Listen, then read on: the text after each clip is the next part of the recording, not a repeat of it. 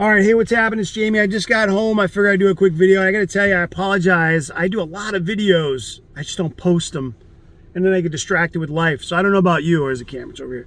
You know, I have children, pets. I have a career. I have a couple business things. Really, like I got a lot of things going on, and there's no excuse, right? Like, but if you're gonna do these videos, it's like I find that I make the videos about what I'm thinking about. Thinking, hey, the kids might want to hear this, or some young person, or somebody else who need some regular guy input, right? Not some stuff way out of grasp, right? Or something that somebody can identify. I find a lot of stuff like people can identify with the level I'm at.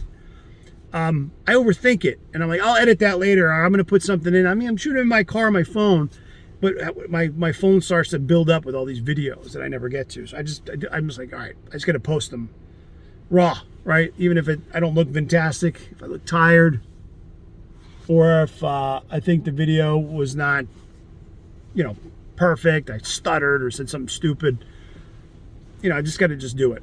Because if you sat with me, I'm not going to edit my conversation with you. We're just going to talk. So if you're sitting here with me and you're asking me a question, I will just give you my opinion on whatever the matter is. So today, this may not pertain to you. Certainly the kids are not going to be like, oh, Daddy, you were talking about trading. One of the things that's happened for me lately is, and I'm going to focus, is I'm trading Tesla shares, right, in Palantir shares. So Tesla was at $299 recently as I do this video. I think it's August 5th today, 2023. And then it's dropped back down to in the 250s, I think it is right now. So as I'm doing my strategy, I thought, this is something I should share. Now, I've talked a lot about selling covered calls because for me, that's been the most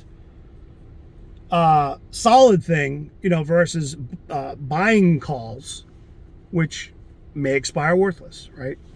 You buy a covered call, and whether it's 2 weeks out or 2 months or longer, and things don't go the way you plan, and they fall below the strike price, and you just never get there again. And it's just, unless you roll it, it's just impossible. I personally have not had a lot of luck with those. I have had some, but not enough to make me go, man, I love doing that. Some people do. And I don't mean to deter you from that if that's what you end up doing. But the best strategy I've had is holding shares of company. That's what I found. Not all the time. Sometimes I buy companies that don't pan out. But if you owned Palantir, for example, or Tesla, and you held it, you did pretty well, right? And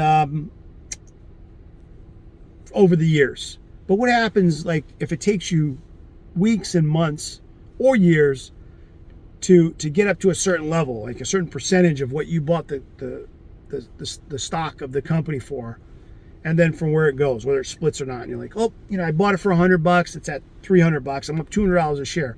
I'm so excited, whether you own one share or 1,000 shares. And then you see it start to come down, you're like, oh, I'm losing some profits, and you hope that it's going to recover and go back up and beat its all-time highs. And this is over days and weeks and months and sometimes years. What's very discouraging is when it goes, and if it drops 60%, like not in a day, which generally doesn't happen, but over the course of weeks and months, I've seen Tesla lose 60% of its value, right? And that certainly is disheartening because you've waited so long where you're trying to grow your money and you're going backwards. You're like, no, it's supposed to keep going. Like, I don't want to go back there. I was just there a month ago. I was just there a year ago. Why am I back here again? I want my money to grow. Well, with the mindset of, depending what you're doing with the money, you could say, well, it was just sitting in the bank, and at the current rates of around 4%, I mean, that's probably the most you're going to make. If you put it somewhere else, maybe you make 6 to 9%. If you put it somewhere else, maybe it's doing better than that. And this isn't a discussion about diversification and all the different things that you can do, but this is just saying that I own 100 shares of Tesla in my trading account. It went to $299. It's currently at $260. So there's a $4,000 disparity there that delta, whatever, the difference between, what it went up to and what it's at. Now, I still own it for less. I own it for $200 at this time of the video. But I'm like, well, what happens if it goes from $260 back to $200, which is possible. It's very possible, in fact. I'll just hold. Okay, if you're an investor, I guess that's what you do. You would hold. And I'm not saying don't do that. But if you're trading, you're trying to make profits, lock them in. Make profits, lock them in. Make profits, lock them in. So if you're selling a covered call, and whether you have 100 or 200 or 300 shares, you might have a different strategy with each contract that you're trading.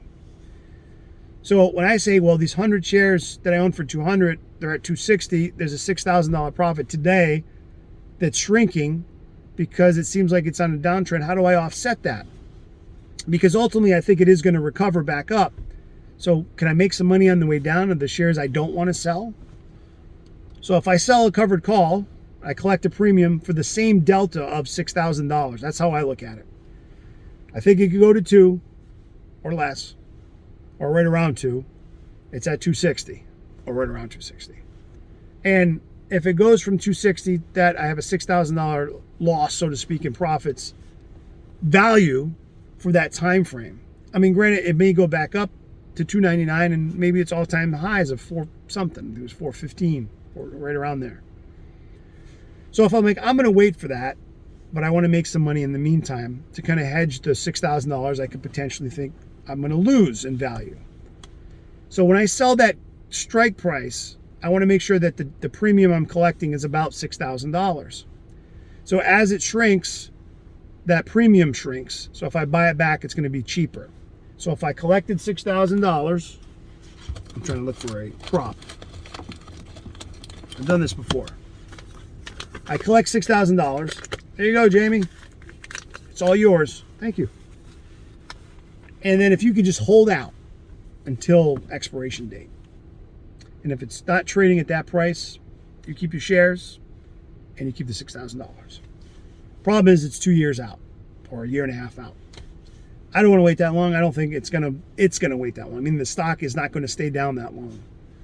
So in the interim, the short term, I think it will go down to 240, 230, 200 maybe. So how do I hedge that? So as it comes down, that premium that I collected, 6,000, they say, well, now that contract is no longer 6,000. You could buy it back for 5,000 or 4,000 or 3,000 and so on and so forth. I'm just picking a number. So if it goes down to 200, I'm just giving you an extreme example.